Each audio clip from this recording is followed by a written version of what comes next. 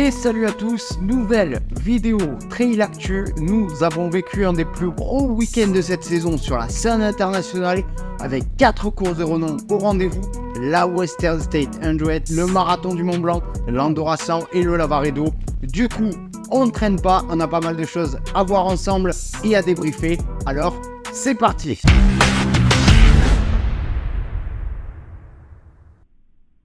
On commence sans plus tarder avec la Western State et il y a eu des merveilles sur cette course. On avait vu les forces en présence dans la vidéo preview et tous ces coureurs étaient bel et bien présents dès le début de course, notamment Tom Evans et Dakota Jones qui ont rythmé la première partie de course jusqu'à ce que Tom Evans pose un sac à Dakota Jones. Dakota va d'abord essayer de le suivre puis va complètement exploser. Et c'était légèrement prévisible. On avait appris peu de temps avant la course que Dakota Jones allait parcourir 1000 km à vélo depuis son domicile dans l'Utah pour se rendre au départ de la course. Et ça, pour collecter des fonds et sensibiliser en faveur d'une asso qui lutte pour l'environnement. Donc, c'est plus que respectable. Et donc, Tom Evans va s'envoler vers la victoire. Et quelle victoire! 14h40, 4e chrono de l'histoire de la course. Et il vient remporter son premier grand monument après sa CCC en 2018. Derrière, c'est Tyler Green qui s'adjuge la seconde place. Après avoir déjà terminé second en 2021 et 4e l'an passé, il confirme ses performances et améliore son chrono. Peut-être la victoire pour lui l'année prochaine. On verra bien s'il est de retour. Et c'est Anthony Costales, pur produit d'Alabama, qui vient compléter le podium. Le chinois Shen Jiasheng, qu'on a l'habitude de voir en août sur Chamonix, vient prendre une belle 4e place pour sa toute première participation. C'est très très fort pour le coureur chinois. Côté français, alors je ne sais pas si Mathieu Blanchard est content ou non de sa course, mais je pense qu'il doit l'être. La Western, c'est quand même quelque chose. Après, alors sur son retour à chaud, il a parlé d'une course sans énergie. Mais 7e au scratch, c'est déjà énorme pour une première sur cette course. On avait détaillé ça dans la preview, mais il avait réalisé une prépa très très intelligente. Mais bon, la plupart des courses sur le sol américain, et notamment la Western, sont complètement différentes de ce qu'il a vécu jusqu'ici. Elles demandent des adaptations et des qualités totalement différentes. Et puis, pour comparer Mathieu Blanchard à un Tom Evans qui gagne, Tom Evans, c'est 1h03 au semi en 2020. Donc, c'est un coureur rapide, voire très, très rapide. Non pas que Mathieu ne soit pas rapide, mais là, c'est un temps sur semi de niveau mondial. D'ailleurs, je crois qu'il avait réalisé ce chrono au mondiaux de semi-marathon. Et ça, sur une course comme la Western, eh ben, ça joue énormément. Mais je pense quand même que Mathieu Blanchard aura à cœur de revenir sur cette Western State et de faire mieux que cette année. Et quelque chose me dit qu'on ne va pas tarder à y voir rapidement son pacer du jour, Thibaut Barognan, qui semble s'être éclaté sur le sol californien. Et puis ensuite, toujours côté français, on note également la belle 12e place de Ludo Pomeré pour sa deuxième participation consécutive.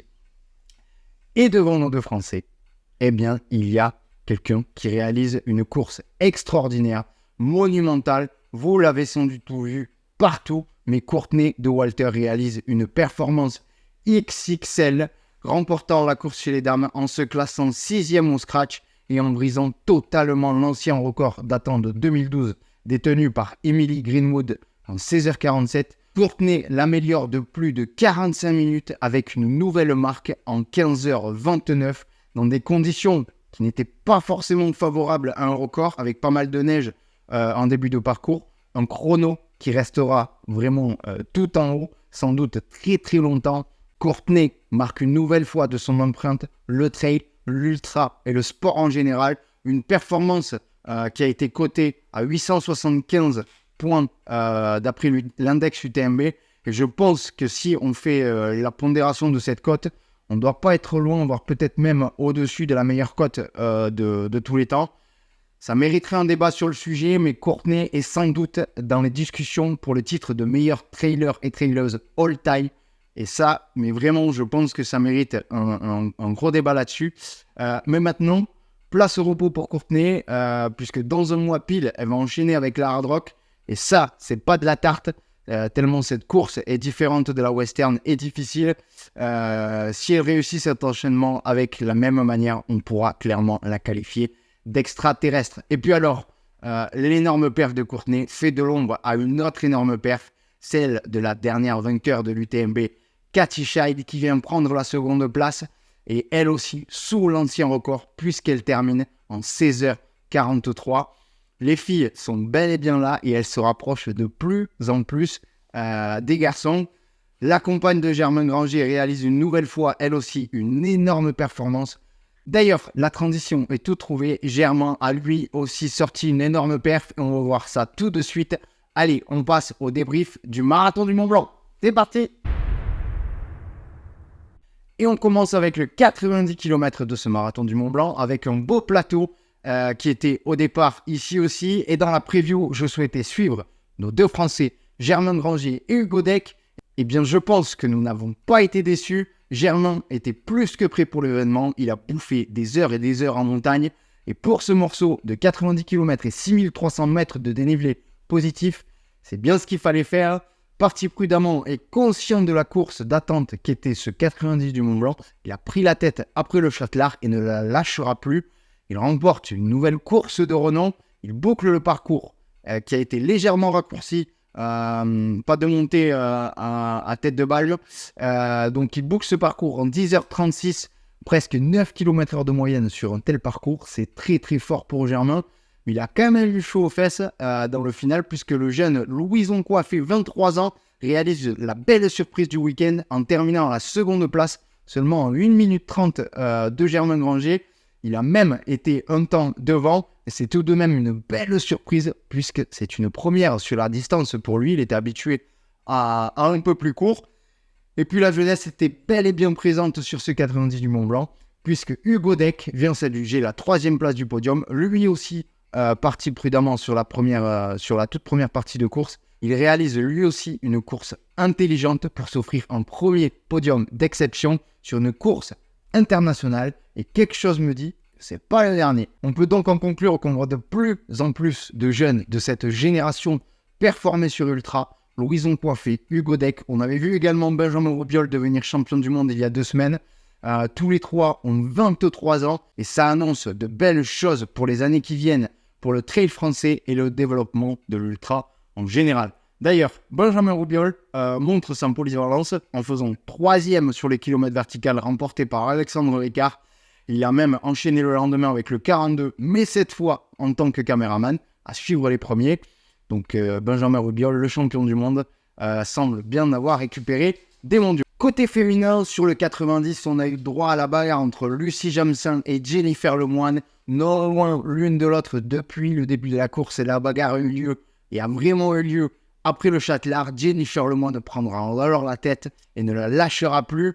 Elle remporte avec la manière sa première grosse victoire en 13h32 et une 29e place au scratch. Lucie Jamsin et la Belge Laura Van Voeren complètent le podium féminin sur ce 90 du Mont Blanc. Et sur le 42 km, on a eu droit à un magnifique spectacle de la part de 2 athlètes qui performent aussi l'hiver.